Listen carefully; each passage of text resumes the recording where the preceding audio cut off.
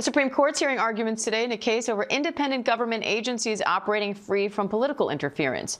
FTC Commission member Rebecca Slaughter suing the Trump administration over President Trump's attempt to remove her. She argues Congress designed these agencies to have bipartisan voices so there could be accountability and transparency. President Trump argues the president must have full control over the leadership of agencies that set policies and force regulations. If the justices side with Trump, presidents could terminate members of independent agencies at will, which could mark the end of their independence. ABC News legal contributor James Samples here for more on this. Hi, James. So the lower courts have ruled this termination illegal, right? They say a president can only fire a commissioner for cause. So how critical is that, and how is the administration arguing against that?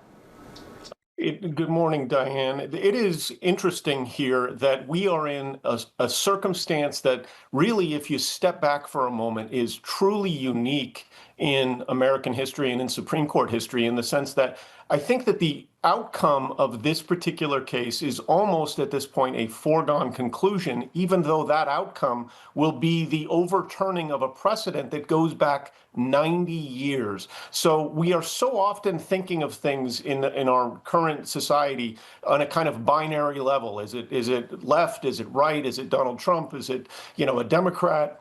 This particular provision was written into the law in 1914, and in 1933, the chief opponent of the provision, the for-cause only removal provision, which essentially says fixed terms, multi-member commissions, so that the president will have some authority and ability to shape a commission, any number of these independent agencies, but not complete and total authority. The initial chief opponent was Franklin Delano Roosevelt, and now it's Donald Trump, which should tell you that presidents on both sides desire to control these agencies. Congress set it up so that wouldn't be the case, but it appears quite likely, based on earlier cases and based on oral arguments in other matters, that the Supreme Court is likely to strike down the independence of independent agencies. So, James, what are the potential outcomes and impacts here?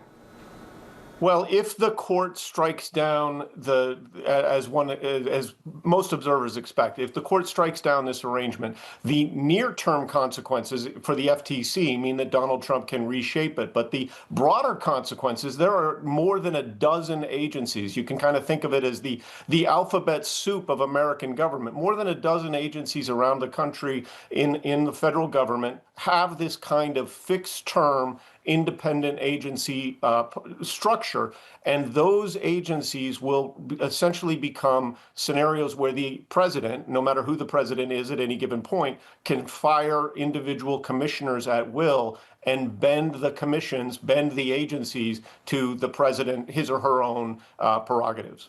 All right, ABC News legal contributor James Sample, thank you.